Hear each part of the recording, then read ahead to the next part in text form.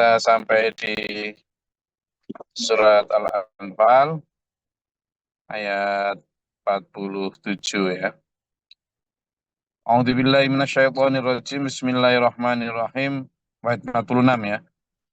Wa athi'ullaha wa rasulahu wa la tanaza'u wa tafshalu wa tadhhaba rihukum wasbiru. Pertama, kita diperintah Allah untuk taat kepada Allah.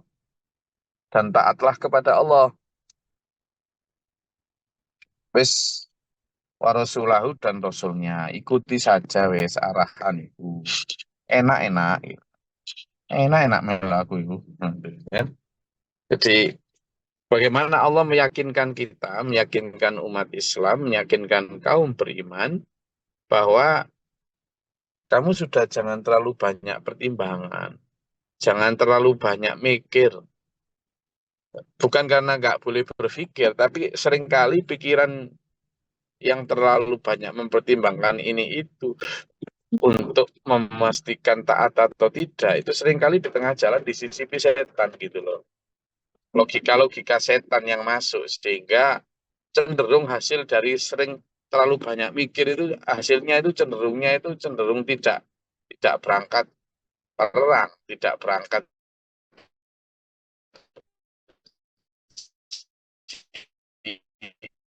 jihad.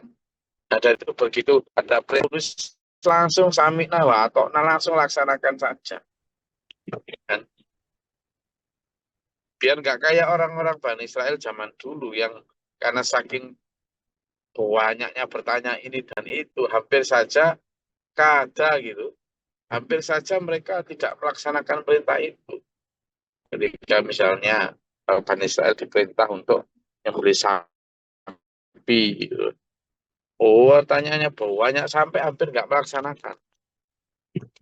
Karena memang ya itu tadi, mikirnya kadoan, mikirnya kakean, mikirnya terlalu banyak, sehingga yang logika yang masuk itu rata-rata logika setan yang memberikan kekuatan untuk tidak berangkat jihad, untuk tinggal saja di zona nyaman. Sehingga di sini wa'ati Allah harus taat aja kepada Allah, wa rasulahu dan rasulnya. Kenapa? Ya karena itu pilihan terbaik. Wala tanaza'u dan jangan kamu berselisih. Oh, perintahnya Allah udah jelas. Jangan berselisih.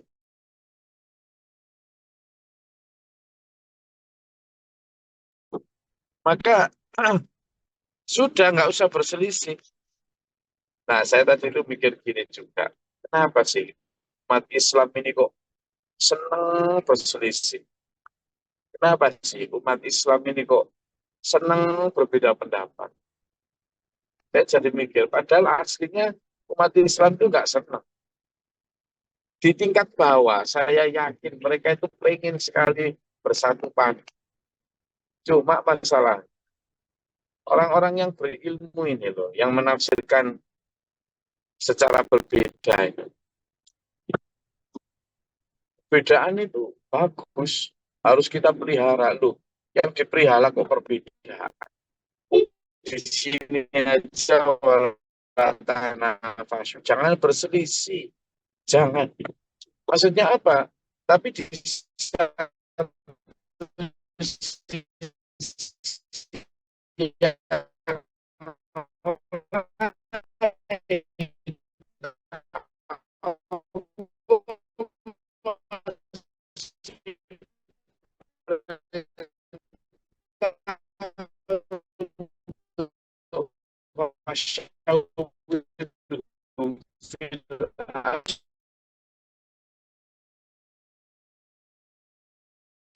Nah, tentu dalam bermusyawarah mesti ada beda pendapat. Jadi ketika Allah melakukan ini, wala tanafasyu, jangan bukan. Tetap nggak apa-apa, dalamnya ada beda-beda pendapat, itu dia benar. Tapi jangan beda. Jadi umat Islam silakan berbeda pendapat dalam diskusi, tapi begitu sudah diaksi, ayo jadi siji itu. Jadi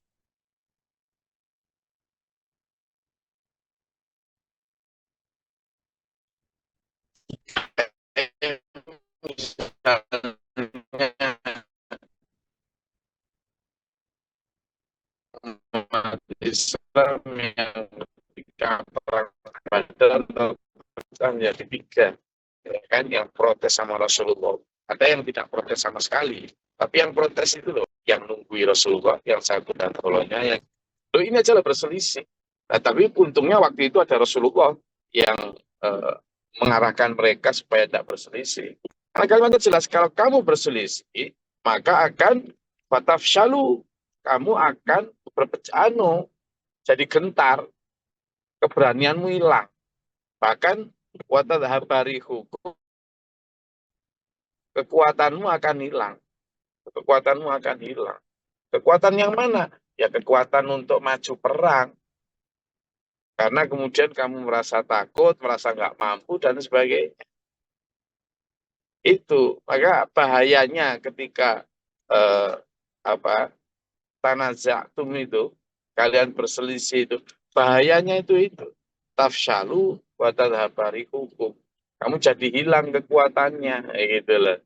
Misalnya umat Timur Tengah aja lah. Umat Timur Tengah, umat Islam di Timur Tengah. Oh, Islam kabeh itu.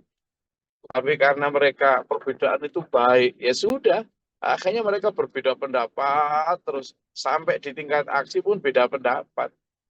Palestina di situ tidak bisa dia nolong meskipun didolimi sedemikian rupa. Ya karena berbeda pendapat. Indah yang gitu itu. Ya tidak indah plus itu loh. Gitu loh. Jadi perbedaan pendapat itu monggo saja, itu wajar, dan di dimaklumi oleh Allah, tapi jangan dalam hal aksi yang membutuhkan kesatuan tindakan. Kalau sampai di situ berbeda pendapatnya, berselisihnya, ya ini akhirnya watafshalu watadhabariku, kekuatannya hilang. Israel bisa semena-mena padahal negara Saudi gitu aja melawan sekian puluh negara Arab yang Muslim, tidak takut dia, karena memang sebenarnya sudah hilang kekuatannya, sudah tidak ada. Gitu. Dimanapun Islam kalau masih melanggengkan perpecahan atas nama perbedaan itu indah, ya silakan. Nah, itu. Jadi kalau kita berbeda dengan agama lain, tidak apa-apa, dan jangan saling menyerang, jangan saling mencaci, jangan, wis anggap itu keindahannya di sana memang Allah menciptakan berbeda. Gitu. Tapi kalau dalam tubuh agama Islam sendiri, kita itu sudah diajarin Allah bahwa al-Islamu kal jasadil wahid. Islam itu seperti satu tubuh. Loh, iya memang mulut ya berbeda dengan tangan, ya jelas. Bentuk, fungsi jelas. Mata berbeda dengan dengkul, iya. Otak jangan taruh di dengkul, benar. Tapi ingat, seluruh organ tubuh yang berbeda ini, itu dalam satu komando loh. Siapa komandannya? Otak. Coba baca seluruh eh, buku-buku tentang kesehatan atau anatomi manusia. Lagi. Jadi ketika yang dimaksud berbeda itu indah, itu ketika tangan ke beler pisau, itu yang ngomong, aduh siapa? Mulut. Gitu loh. Mulut tadi diperintah sama otak. Kenapa? Rasa sakit yang ada di saraf-saraf itu mengirimkan sinyal ke otak, lalu otak memerintahkan mulut untuk mengaduh. Dan sejurus kemudian otak memerintahkan tangan untuk mencari handy flash dan sebagainya. Tapi tangan kan nggak bisa sendiri, maka juga otak memerintahkan kaki untuk berjalan. Otot-otot digerakkan semua untuk menuju ke kotak P3K. Gitu loh. Nggak ada itu kemudian, aku napong, aku kaki kok. Ya itu urusannya sendiri, si tangan kebeler. Apain begitu? Tidak jalan tubuh ini, Mas. Itulah. Umat Islam juga begitu. Ada satu yang dizalimi, meskipun dia kelompok A, kelompok B, ya semua harus membela. Nyari gitu. Ada tetangga misalnya yang kurang makan, lah hanya karena beda mazhab saja, tetangga satunya ndak nolong. Ini apa-apaan ini? Gitu loh. Jadi monggo sampean berbeda pendapat, tapi dalam hal kal jasadil wahid itu ya tirulah tubuh tadi. Tapi memang kekurangannya sekarang itu umat Islam tidak punya komandannya kalau dalam tubuh tadi otak tadi tidak punya. Itu yang membuat kemudian perselisihnya itu ya jalan sendiri-sendiri, kaki jalan sendiri, tangan jalan sendiri. Sudah, yang terjadi ya seperti di perang Uhud. Perang Uhud kan gitu, tidak ngikuti komando, tidak ngikuti. Ya sudah, kalah. Dan itu sudah dikasih contoh sama Rasulullah 1.500 tahun yang lalu. Berbeda, iya, ada yang tugas di titik bukit koordinat ini, ada yang bertugas ini, berbeda, tapi dalam satu komando. Nah, ini kan nggak ada berbeda, ngotot karepe dhewe-dhewe, nggak satu komando.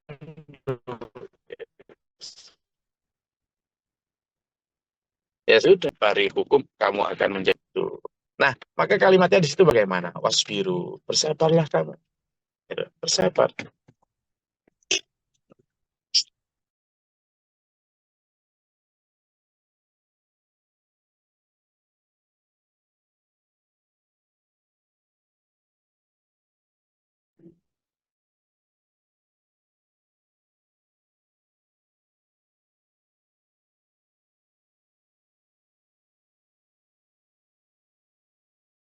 Apa? Gentar, takut. Padahal kamu harusnya berani, tapi kamu jadi takut. Ya karena halal itu, gitu loh, dulu. Maka kalimatnya Allah, fasbiru, kamu bersabarlah. Bersabarlah menghadapi tantangan itu. Kalaupun misalnya eh, karena berselisih, lalu kamu susah ngingetin satu, wes sabar saja. Sabar, kata Allah. Innallaha ma'as-sabirin. Allah bersama orang-orang yang sabar. Nah, kalimatnya di situ, itu yang cocok di situ. Kalimat bersabar itu sabar dalam perjuangan, sabar dalam mengupayakan kerukunan. Wala takunu kalladzina kharaju min diyarihim batoron. Kamu jangan kayak orang-orang kafir yang keluar dari kampungnya, berangkat perang, berangkat ini, tapi dengan angkuh, wari'a annas, dan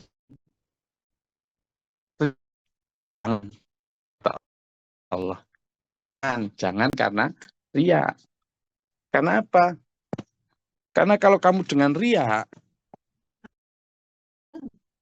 maka hilang itu, wah, karena ingin dipuji wa yasuduna an sabilillah, dan dia menghalangi dari jalan Allah.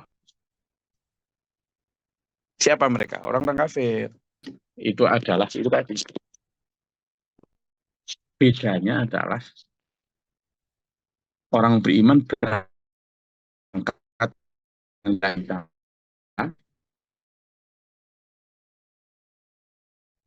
nah, ini juga memberi wawasan ya, kalau itu jangan karena ria, apalagi kalau itu. Wallahu, itu kan, wallahu bima ya'maluna muhit, dan Allah katakan Zaid yauma minan nasi wa ini jarul lakum. Dan setan memang itu begitu. Setan itu bisa menghiasi manusia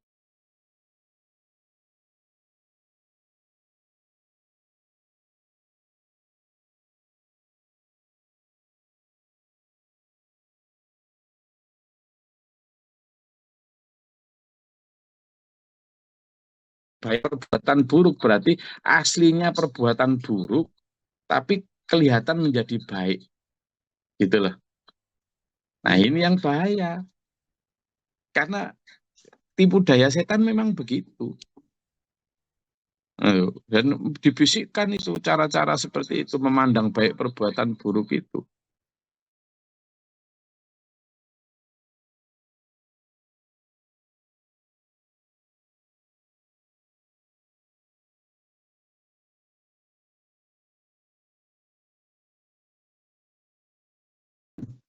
Itu si Muhammad itu yang memutus tali silaturahmi. Muhammad itu membawa ajaran yang sesat dari ajaran yang hak ini.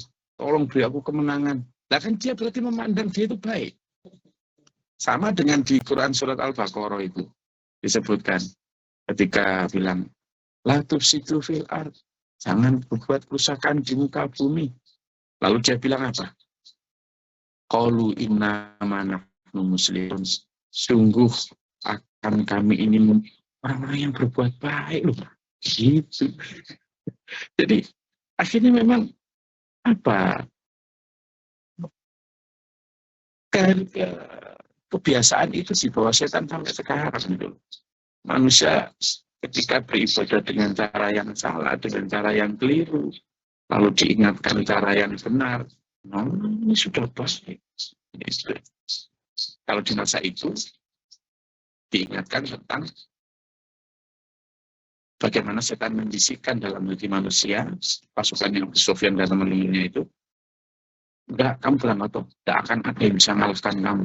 Dalam perang Badar kan gitu, angkat mereka, apalagi si Abu Sufyan sampai sudah menyewa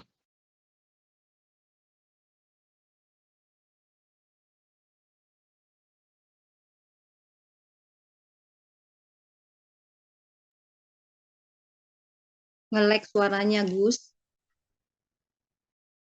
bilang begitu, seolah-olah jarulasum, aku akan menolong kalian. Falamma taro atil fi'atani nakasu ala ribaihi. Tapi begitu sudah kelihatan dua pasukan itu, maka setan lari ke belakang. Kenapa? Karena wakola setan berkata, ini dari umingkum, aku berlepas diri dari kalian. Ini aroma natarona. Aku tahu apa yang kamu nggak bisa lihat, apa yang dilihat setan. Ya gelombang malaikat itu. Ini akhafullah, aku takut sama Allah. Nah itu baru kelihatan. Baru kemudian yang kemarin disebutkan dalam ayat sebelumnya, Allah menyisipkan rasa gentar dalam hati orang-orang kafir. Rasa gentar. Kenapa? Ya itu tadi, karena setannya udah pergi. Setannya udah pergi. Sama dulu, kalau itu kan dalam konteks peperangan ya. Manusia juga begitu, ketika dalam kehidupan di dunia ini, diiming-iming dunia, diiming-iming ini, seolah-olah, udah jangan ini, pokoknya kamu ini harus menumpuk harta, harus menumpuk kuasa, ini.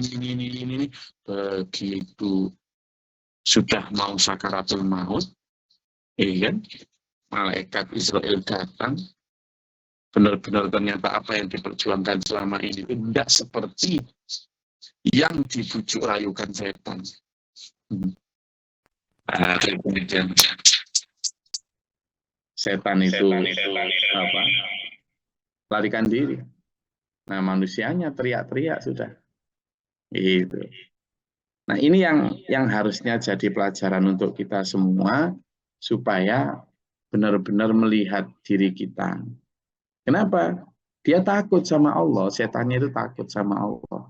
Wallahu syadidul iqab. Karena Allah sangat keras siksanya. Dulu kita sering ya, saya sudah sering sampaikan juga sama sampean bahwa setan itu bisa membisikkan dalam hati manusia seolah-olah itu suara hatinya sendiri. Seolah-olah suara hatinya sendiri. Dan manusia kemudian merasa ya, ini rencana aku, ini keinginanku. Padahal tadi dari setan. Tadi saya kan tadi di perjalanan ya, karena saya tadi ngaji di Tabanan. Ada undangan di Masjid Al-Muhajirin namanya. Nah, ada satu pertanyaan tadi dari jamaah. Dia seorang mu'alaf. Dia bertanya gini, terus tadi sampaikan bahwa orang sholat tahajud kalau kemudian malas dan sebagainya, itu kan karena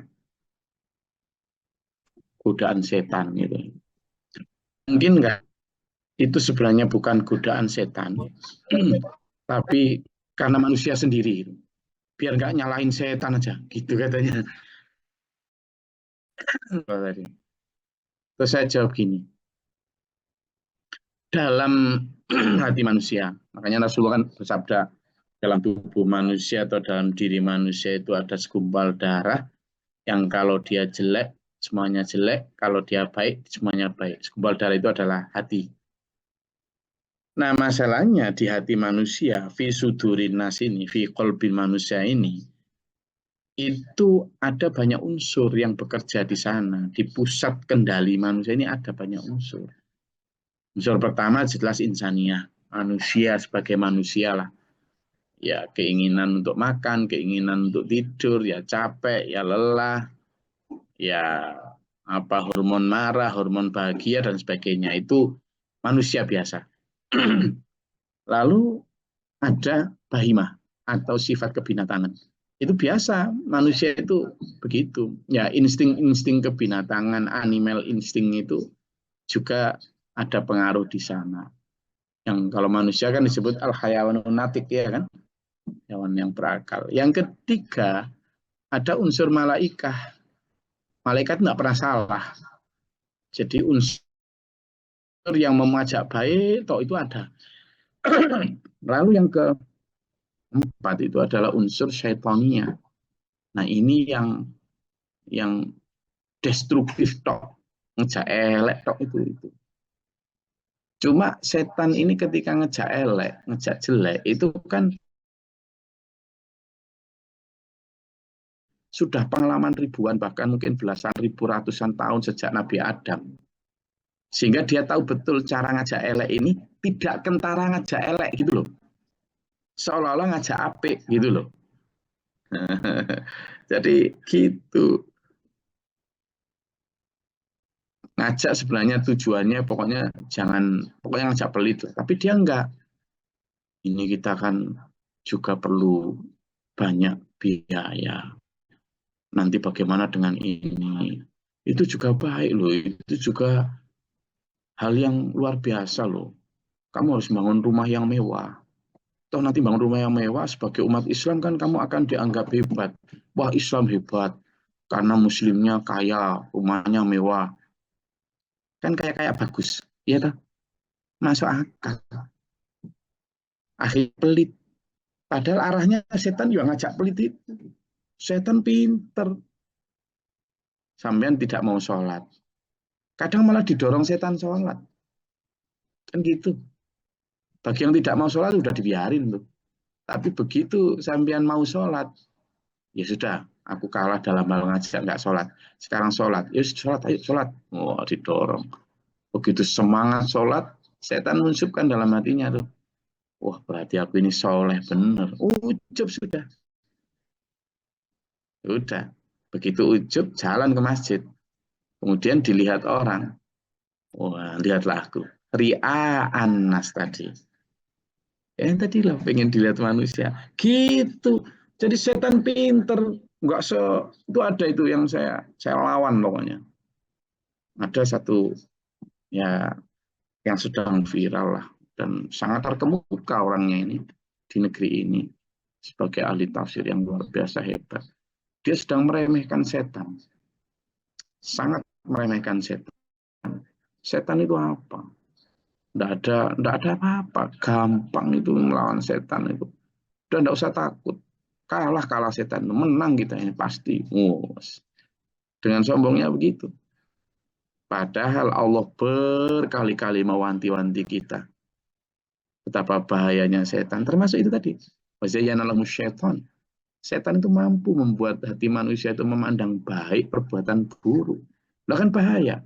Lalu kemudian sekarang orang yang sangat berpengaruh itu mengajak manusia untuk meremehkan setan.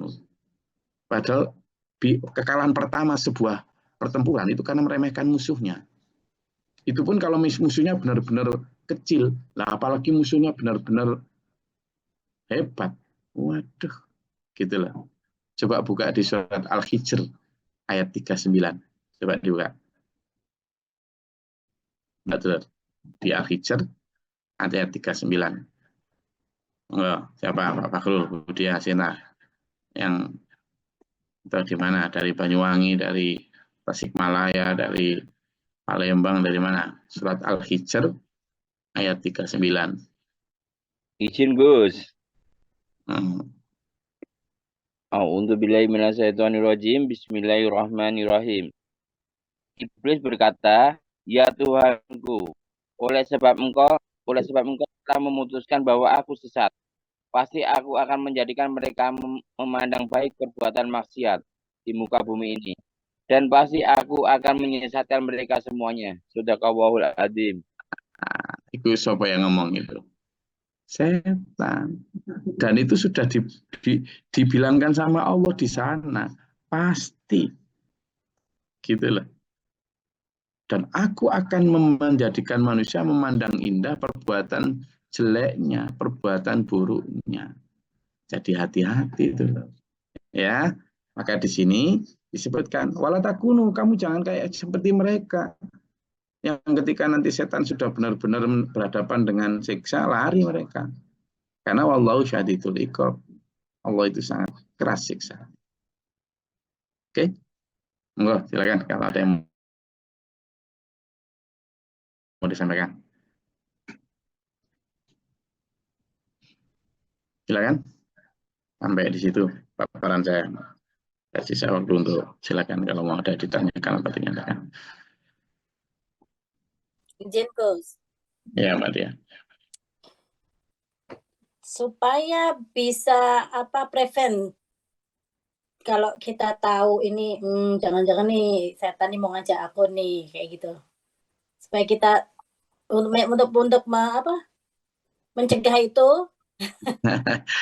Sama coba sebelum lanjut zaman ada bahasa Inggrisnya untuk itu. Nggak ada loh.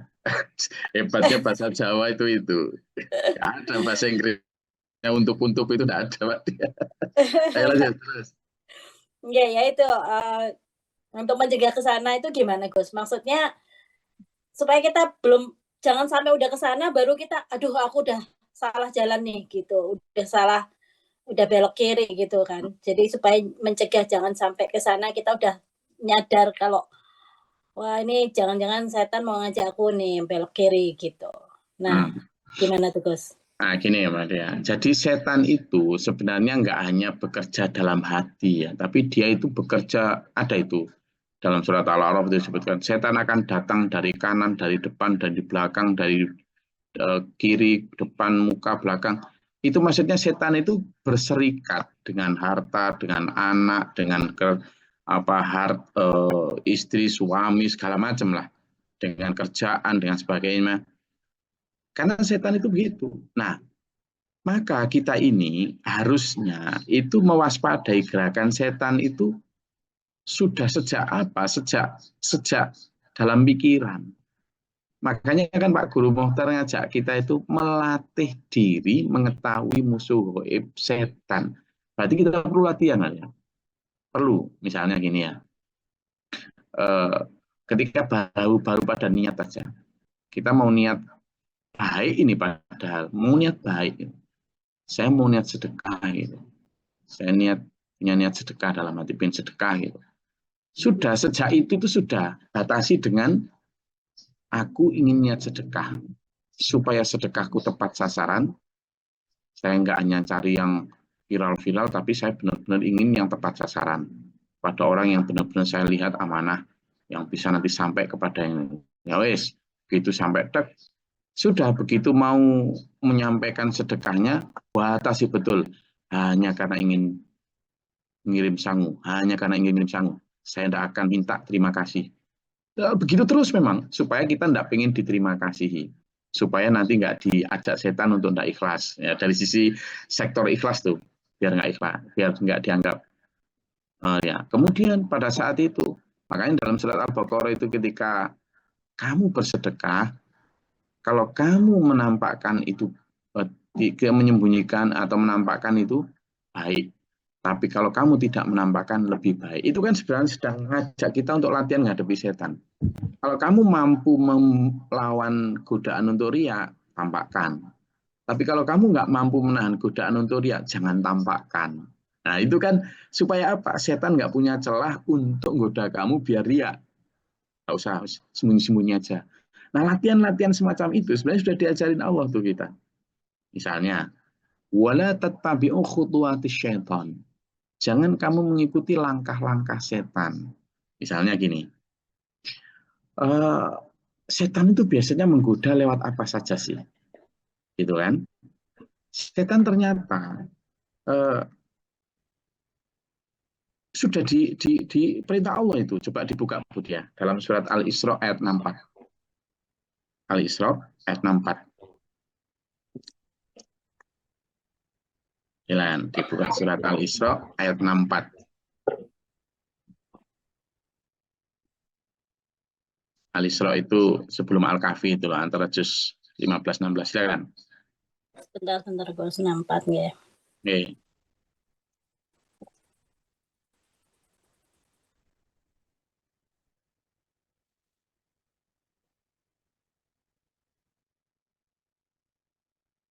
Bismillahirrahmanirrahim.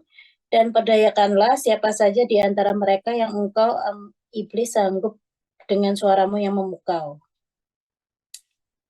Arahkanlah pasukanmu terhadap mereka yang berkuda dan yang berjalan kaki.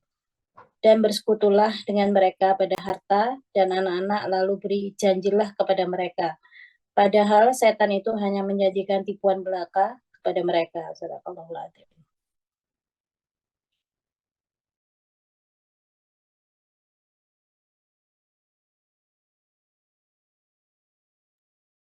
Gus, dibuka Punten, mute Gus, itu. suaranya ke mute. Akan bicara, itu bicara dari sisi hati. Ternyata setan itu sudah dikasih tahu, kita akan kamu mau menggoda mereka lewat anak, menggoda mereka lewat harta, menggoda mereka lewat apapun. Itu kan Allah sedang memberitahu kita itu sebenarnya. Jadi meskipun itu kayak ngomong sama setan, tapi kita sedang diberitahu sama Allah itu. Hei manusia, itu loh rahasia setan. Dia itu biasanya bersekutu dengan anak. Gimana sih bersekutu dengan anak? Yo kayak itu anak. Padahal anak itu sedang merengek untuk minta mobil. Padahal zaman saat itu mau membantu keramiknya masjid. Anak minta mobil, ya setan dia. Gitulah. Setan dalam bentuk minal jinnati wan nas. Ini dalam bentuk anas. Sampean mau berangkat tahajud, tapi digandoli sama selimut bernama istri. Ya ini setan. Gitu loh. Makanya kemudian kalimatnya ada itu dalam surat At-Taubah. Sesungguhnya anakmu, istrimu, musuhmu. Hati-hati kamu. Nah, kayak gitu latihannya memang sudah harus jelas. Jadi waspadai betul.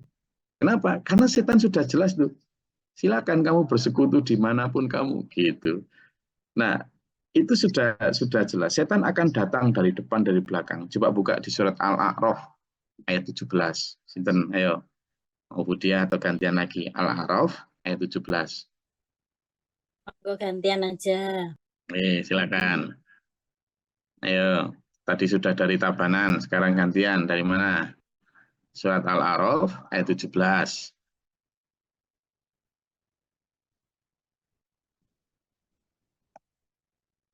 Sudah ketemu? Silakan, Pak Najiruddin. Dari Oku Selatan. Atau Bu Aida, silakan. Ya, siap. Ya. A'udzubillahiminasyaitonirrajim. Bismillahirrahmanirrahim.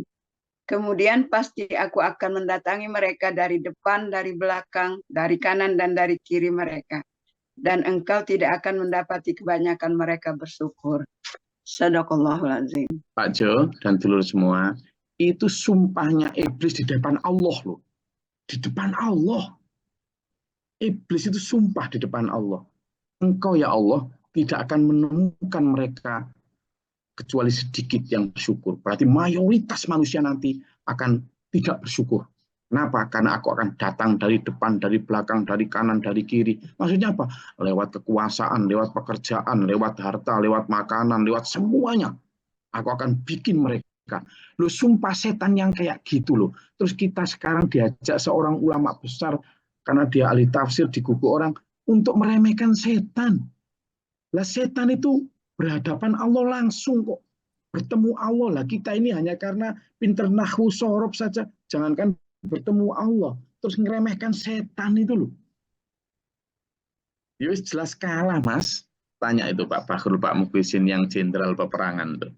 Kekalahan pertama adalah ketika kamu meremehkan musuh. Betul Pak Bahrul ya?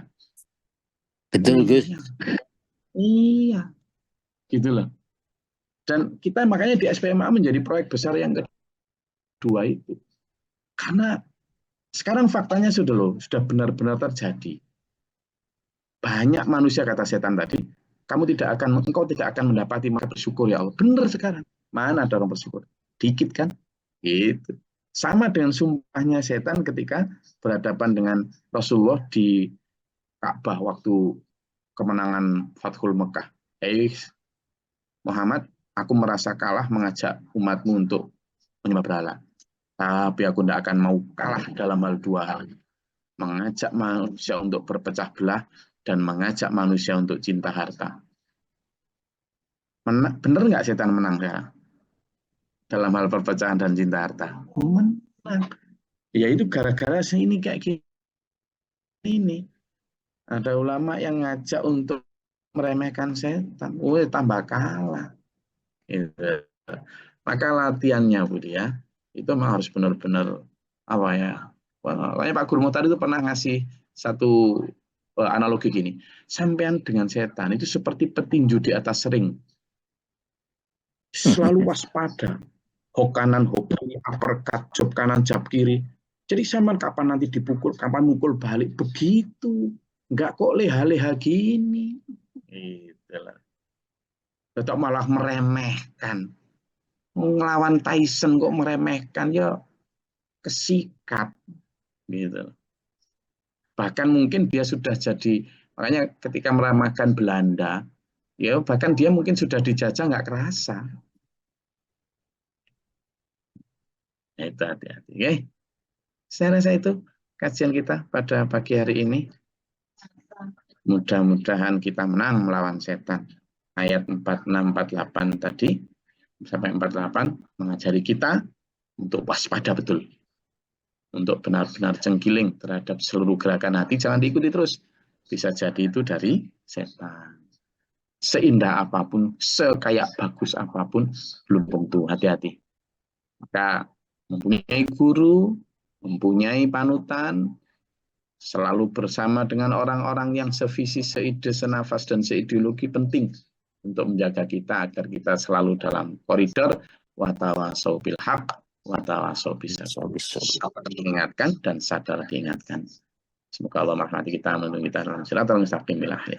Amin. Allahumma sholli wa sallim. Allahumma ighfir lil mu'minina wal mu'minat wal muslimin muslimat al ahya'i. Allahumma atina fi man hadayta wa afina fi man afayta wa lana fi man tawallait wa barik lana fi ma atayta wa qina syarra ma qadait fa innaka taqdi wa la yuqda alayka wa la yudhillu man waliyta. Astaghfiruka wa atubu ilaika. Allahumma da'ana al-bala wal waba wa qad al-hasdini min al-jinni wa syaitan wa rabbana natina wa lana sabin. Rabbana man afatubna ma'a syahidin rabbana la tuzigh qulubana ba'da idh hadaytana wa hab lana min ladunka rahmah innaka antal wahhab rabbana wa'fu anna fulana warhamna anta mawlana fansurna 'alal kafirin anta mawlana fansurna 'alal munafiqin anta mawlana fansurna 'alal zalimin anta mawlana fansurna 'alal mu'minin anta mawlana fansurna 'alal mujahidin rabbi a'udzu bika min hamzati syaitan wa bika rabbi a'udzu bika. Allahumma ta'alana baba rahmatika Allahumma anzil 'alaina rahmatan bi tadriqatil amtar wa bi rahmatir wa tadrabil bihar bi qailin. Allahumma afriq lana sabra sabit imanana fansurna 'alal kafirin. Allahumma fatiris samawati wal ardh alimul ghaibi wasyahadati rabb kulli malika wa asyhadu an la ilaha illa anta a'udzu bika min syarri nafsi wa syarri syaitani wa syarri ta'awudzu billahi min judil bala wal waba darki syaqasul mudash. Allahumma nas'aluka al-huda wa taqwa wal afafa wal ghina wa husnul khuluq wa husnul khatimah. Rabbana hab lana min azwajina wa dhurriyyatina qurrata a'yun waj'alna lil muttaqina imama. Rabbana atina fid dunya hasanah wa fil akhirati hasanah wa qina adzabannar bi fadli wa akhi wa lil izzati wa ladratina wa nasbina. Subhana rabbika rabbil izzati amma yasifun, salamun Alhamdulillahirrahmanirrahim. Assalamualaikum warahmatullahi wabarakatuh. Waalaikumsalam warahmatullahi wabarakatuh. Allahumma rahamna bil Qur'an waj'alhu lana imaman wa nuran wa hudan wa rahmah. Allahumma dhakkirna minhu ma nasina wa 'allimna minhu ma jahilna warzuqna tilawatahu آناء الليل وأطراف النهار واجعله لنا حجة يا رب العالمين.